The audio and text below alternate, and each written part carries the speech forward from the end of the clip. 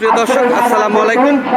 আপনারা দেখতে পাচ্ছেন যে আজকে সেই শাহজাহানপুর উল্লাপাড়া সিরাজগঞ্জে একটি ঐতিহ্যবাহী কিন্তু একটি ফুটবল খেলা প্রীতি নারী ফুটবল টিম কিন্তু খেলা অনুষ্ঠিত হতে যাচ্ছে। এই খেলাকে ঘিরে কিন্তু হাজার হাজার দর্শক কিন্তু ইতিমধ্যে এই মাঠে কিন্তু তারা চলে এসেছে।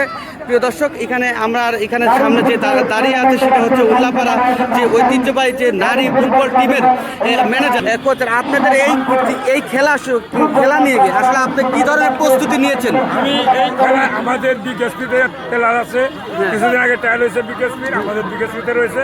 আমরা এই খেলা পরিদর্শকভাবে আমরা উপহার দিতে চাই, ভালো খেলতে চাই, আমরা জিততে চাই। আপনি জিততে চান? আপনার এই সকল প্লেয়ারগুলো আছে তারা কি প্রফেশনাল জায়গাতে খেলেছে? কোথায় কোথায় খেলেছে? ঢাকায় খেলেছে, রাজশাহীতে খেলছে, পাবনাতে খেলছে, নীলফামারী খেলছে, বগুড়ায় খেলছে, রাজবাড়ী খেলছে, সব জায়গাতে খেলছে।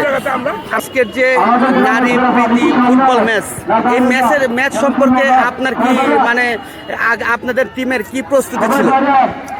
আমরা অনেক প্র্যাকটিস করি, রেগুলার প্র্যাকটিস করি।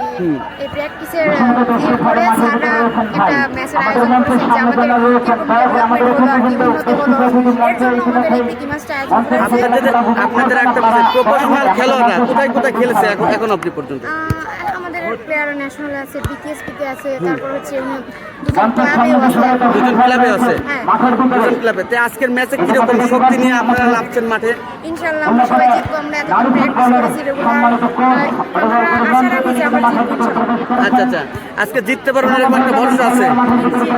আচ্ছা, আপনাদের বাইরের একজন খেলোয়াড় চাকমা, সে তো অসুস্থ আমি শুনলাম। এতে কি আপনাদের টিমের টিম কি এতে দুর্বল বিষয় হতে পারে? দুর্বলতা এদের কোনো দুর্বল নয়, আসছিল খেলতে আসলো, একটু অসুস্থ হয়ে পড়েছে আর কি। ওনার বদলে হচ্ছে আরো প্লেয়ার আনা হয়েছে, আমাদের এই একাডেমি আছে আর কি। ওর বদলে হচ্ছে চেঞ্জ করে অন্য একটা প্লেয়ারকে নামানো হয়েছে। ধন্যবাদ, অসংখ্য ধন্যবাদ।